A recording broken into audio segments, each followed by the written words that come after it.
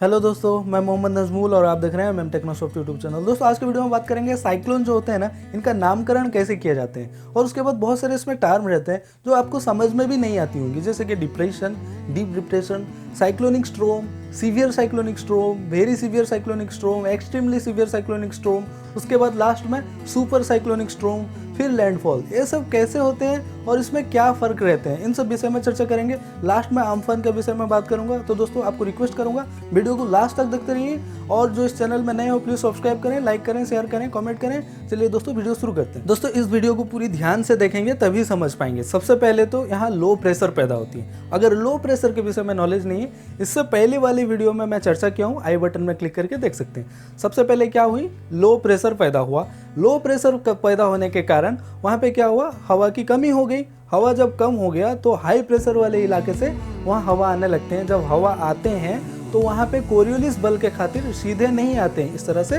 Round करते आते हैं, क्योंकि हमारी जो पृथ्वी है वो इस तरह से राउंड राउंड घूमती है। इसके खातिर हवा जो आते हैं इस तरह से राउंड राउंड होके आते हैं। तो वहाँ पे क्या होती है, एक आई पैदा हो जाती है, मतलब एक डॉट सा।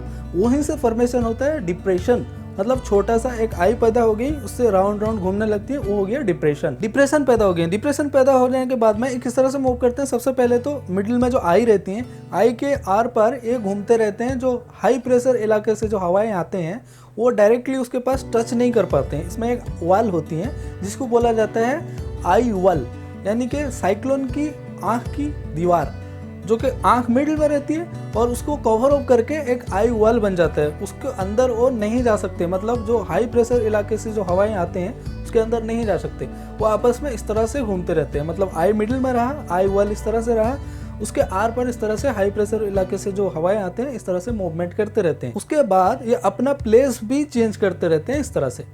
तो जब जब ये प्लेस चेंज करते हैं तब तब ये और शक्तिशाली होती हैं, इनकी स्पीड बढ़ जाती है, इनका रफ्तार बढ़ जाता है और थोड़ा खतरनाक हो जाते हैं। उसका नाम दे दिया जाता है डीप डिप्रेशन। और थोड़ा स्पीड बढ़ गई और थोड़ा वाइडर हो गया, इसका नाम दे दिया डीप डिप्रेशन। उसके बाद हो गया साइक्लोनिक स्ट्रोम। जब साइक्लोनिक स्ट्रोम में फॉर्मेशन होती है तब इसका हम नामकरण करते हैं। साइक्लोनिक स्ट्रोम फॉर्मेशन होने के बाद में जब जब आगे बढ़ते रहते हैं तब तब इनकी रफ्तार बढ़ती रहती है और इनकी स्पीड बढ़ती रहती है और थोड़ा शक्तिशाली होता रहता है। उसका नाम दे गया फिर सीवियर साइक्लोनिक स्ट्रोम। उसके बाद में वेरी सीवियर साइक्लोनिक स्ट्रोम। उसके बाद में जब और आगे बढ़ी और थोड़ा शक्तिशाली हुआ, इसका नाम दे गया एक्सट्रीमली सीवियर साइक्लोनिक स्ट्रोम। और लास्ट में जो रहती है सुपर साइक्लोनिक स्ट्रोम। दोस्तों जब लैंडफॉल होती हैं, लैंडफॉल का मतलब क्या होता है, जो जमीन में आके जब टकराती है, मतलब समुद्री इलाके से जब जमीन में आके टकराते हैं, इसको बोला जाता है लैंडफॉल। दोस्तों लैंडफॉल होने के बाद में ये कमजोर होती है। क्यों कमजोर होती है, सबसे पहला चीज़ इसको मॉइस्चर चाहिए होता है, मतलब वाटर में ये जब मूवमेंट करते रहते हैं इसको मॉइस्चर चाहिए होता है, नमी, मॉइस्चर चाहिए होता है। जब ये आके ज़मीन में टकराते हैं तो इनको मॉइस्चर का कनेक्शन सप्लाई जो है डिस्कनेक्टेड हो जाती है। जब ये डिस्कनेक्टेड हो जाता है ये आस्ते आस्ते रूप में ये कमते जाता है। जिस तरह से डिप्रेशन, डीप डिप्रेशन, साइक्लोनिक स्ट्रोम जिस हिसाब से ये बढ़ते आया था उसी हिसाब से कमते जाएगा। लास्ट में डिप्रेशन जब हो जाएंगे ये ख़त्म हो जाएगा, मतलब ज़मीनी क्षेत्र में ख़त्म हो जाएगा, कमज़ोर हो जाएंगे। पर यहाँ पे जब सुपर साइक्लोनिक स्ट्रोम के हिसाब से ज़मीन में आके टकराती है, मतलब लैंडफॉल करता है, तो ये बेहद ही खतरनाक होगा, क्योंकि इसकी रफ्तार 221 किलोमीटर ऑनवर्ड होगी, मतलब 221 किलोमीटर से ऊपर। 500 किलोमीटर भी हो सकती है, 1000 किलोमीटर भी हो सकती है। अगर इतना रफ्तार में विंड मूवमेंट करे तो हमारी जो घरों हैं, घरों की सब छत उड़ के चले जाएंगे और बहुत ही, मतलब ये बहुत ही पूरा एक शहर को ख़त्म कर देगा, एक स्टेट को भी ख़त्म कर देंगे। इन टाइप के खतरनाक होते हैं सुपर साइक्लोनिक स्ट्रोम। दोस्तों अब मैं आपको बताऊंगा जो कि डिप्रेशन से लेकर सुपर साइक्लोनिक स्ट्रोम तक की रफ्तार किस हिसाब से बढ़ते बढ़ते जाते हैं, किस पोजीशन में रफ्तार क्या होती है। तो सबसे पहले आप देखिए डिप्रेशन, जब डिप्रेशन पैदा होती है इसकी रफ्तार 31 से 50 किलोमीटर के दरमियान में होती है डिप्रेशन। और जब डीप डिप्रेशन में जाता है तो इसकी रफ्तार और थोड़ा बढ़ जाती है, मतलब 51 किलोमीटर से लेकर 62 किलोमीटर तक हो जाते हैं। उसके बाद जब साइक्लोनिक स्ट्रोम का रूप लेता है तो ये 63 से 88 किलोमीटर के पर आवर के हिसाब से इसकी मूवमेंट होती रहती है। ये जब सीवियर साइक्लोनिक स्ट्रोम की रूप लेती हैं तो इसके रफ्तार होते हैं 89 टू 117, मतलब 117 किलोमीटर पर आवर। जब ये वेरी सीवियर साइक्लोन की रूप लेती हैं तो इनका रफ्तार होता है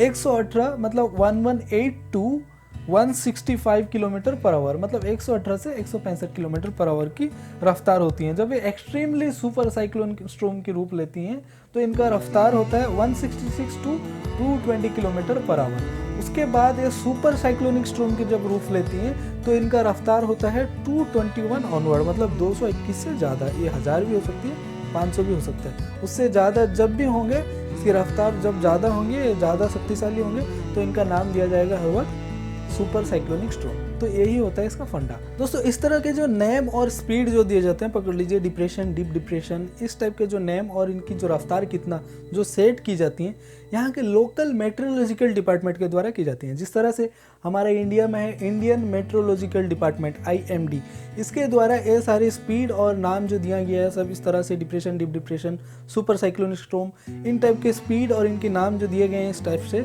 ये हमारे इंडिया के IMD इंडियन मेट्रोलॉजिकल डिपार्टमेंट के द्वारा दी गई हैं। तो इस टाइप के जो यहाँ के रीजनली जो होते हैं मेट्रोलॉजिकल डिपार्टमेंट, उनके द्वारा सेट किया जाता है। और एक दो पॉइंट दोस्तों ध्यान में रखेंगे, जिस वक्त ये लैंडफॉल करते हैं, लैंडफॉल के दरमियान में अगर ये पहाड़ी क्षेत्र में हो या फिर जंगली इलाकों में हो, ये जब लैंडफॉल करते हैं तो यहाँ ज़्यादा नष्ट नहीं कर पाते हैं। क्यों? जब ये लैंडफॉल करते हैं तो वहाँ से इनकी जो मॉइस्चर की सप्लाई बंद हो जाती है, कट ऑफ हो जाती है, तब से वो क्या होता है, कमज़ोर होता जाता है। तो ये अगर पहाड़ी क्षेत्र में लैंडफॉल करे तो वहाँ से कमज़ोर होते हुए पॉपुलेटेड एरिया को आएंगे। दोस्तों ये जब अंदर, मतलब जितना डीप समंदर के अंदर, मतलब ज़मीनी क्षेत्र से जितना दूरी पे, समंदर के जितने अंदर पे ये पैदा होती हैं, उतना ये शक्तिशाली होता है, क्योंकि उतना इसको मॉइस्चर की सप्लाई मिलती रहती है। मतलब इसका जो ट्रैवलिंग करता रहता है उसको ज़्यादा समय मिल जाती है ट्रैवलिंग करने के लिए। तो ये हर वक्त क्या होता है, इसकी स्पीड में बढ़ोतरी होती है, ये बढ़ता जाता है। तो इसीलिए क्या होती है, जितना अंदर, मतलब जितना गंभीर समंदर के अंदर ये पैदा होती हैं, उतना हमारे लिए खतरनाक होंगी। जितना नियरेस्ट होंगी उतना एक कम शक्तिशाली होंगी, क्योंकि इनको मॉइस्चर सप्लाई कम टाइम के लिए मिलेगा। और क्या होता है ना, इसकी डायरेक्शन भी चेंज होते रहते हैं। मतलब ऐसा नहीं कि जैसे कि हमारा IMD, मतलब इंडियन मेट्रोलॉजिकल डिपार्टमेंट के द्वारा सेट कर दी गई है, यहीं पे लैंडफॉल करना ही करना है, ये सटीक नहीं बोल सकते, क्योंकि इसकी जो मूवमेंट होती है ना, ये चेंज हो सकती है। जिस तरह से अभी अम्फान आने वाली है, पहले बोला जा रहा था हमारे उड़ीसा में ज़्यादा टकराने वाली है, पर ये अभी बांग्लादेश की ओर जाने लगी हैं। तो इस टाइप से इनकी जो मूवमेंट होती है, इसमें गति, मूवमेंट और स्पीड, ये सारी चीज़ें चेंजेबल होती हैं। मतलब हम सिर्फ अंदाज़ा लगाते हैं कितना स्पीड होंगी और किस लोकेशन में टच करने वाली है, मतलब लैंडफॉल करने वाली है, ये सिर्फ अंदाजन होता है। दोस्तों अब समझते हैं इसकी नेमिंग कैसे की जाती है, मतलब इसका नामकरण कैसे किया जाता है। सबसे पहले इसका हेड कौन होता है। जिस तरह से सारी कंट्री का हेड यूनाइटेड नेशन होता है, उसी हिसाब से ये भी यूनाइटेड नेशन का एक अंग है। मतलब यूनाइटेड नेशन का एक डिपार्टमेंट अलग किया गया है, जिसका नाम रखा गया है वर्ल्ड मेट्रोलॉजिकल ऑर्गेनाइजेशन, WMO। इसका जिम्मेदारी होती है जितना भी साइक्लोन रिलेटेड जो भी हो, यहाँ से समझा जाता है पूरी वर्ल्ड वाइड।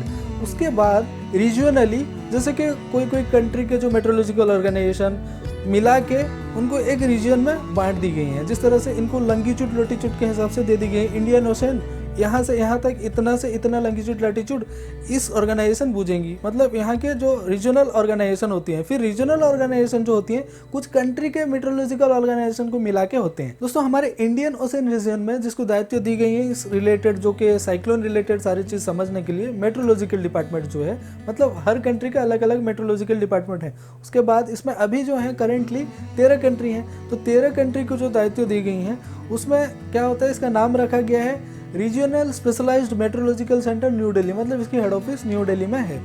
इसमें पहले 8 कंट्री हुआ करते थे। जिस तरह से जो नेमिंग दी जाती थी, 8 कंट्री का मतलब 8 कंट्री से अलग अलग नेम वहाँ से लिया जाता था। 8 कंट्री 8 नाम देते थे। ये मतलब राउंड करके इसको यूज़ किया जाता था। जब तक एक एक साइक्लोन आती रहती थी तब तक ये नाम चेंज होता था। पर अभी क्या है, 2020 में नई लिस्ट जारी हो गई है। अब यहाँ पे देख सकते हैं नई लिस्ट में क्या है, और 5 कंट्री एड ऑन हो गए हैं, जिसमें कि 13 कंट्री हो गए हैं। उसमें 13 कंट्री 13 नाम करके दिए हैं, मतलब 13 नेम करके इसमें दिए हुए हैं। अब एक एक कंट्री 13 नाम दे दी गई है। यहाँ पे आप लिस्ट चेक कर सकते हैं, उसमें आप जान जाएंगे। इसके बाद ये लास्ट जो है अभी अम्फान पुरानी लिस्ट के अनुसार है, जो कि थाईलैंड से इस नाम दी गई थी। अम्फान नाम जो है थाईलैंड की नाम है, जो लास्ट लिस्ट की लास्ट में ही थी। उसके बाद अभी ये नया लिस्ट यूज़ होगा। दोस्तों इसको जो नेम किया जाता है ना, नेम करने के लिए मीटिंग होती है। मीटिंग होने के बाद में सब कंट्री अपना अपना नाम देते हैं। फिर नाम देने के लिए बहुत सारे कायदे कानून होते हैं। जिस तरह से जो नेम होती है ये कोई पॉलिटिकल नेम से ना हो, या कोई जेंडर बेस्ड ना हो, या कोई जैसे कि कंट्रोवर्सी में ना रहे उस टाइप के वर्ड।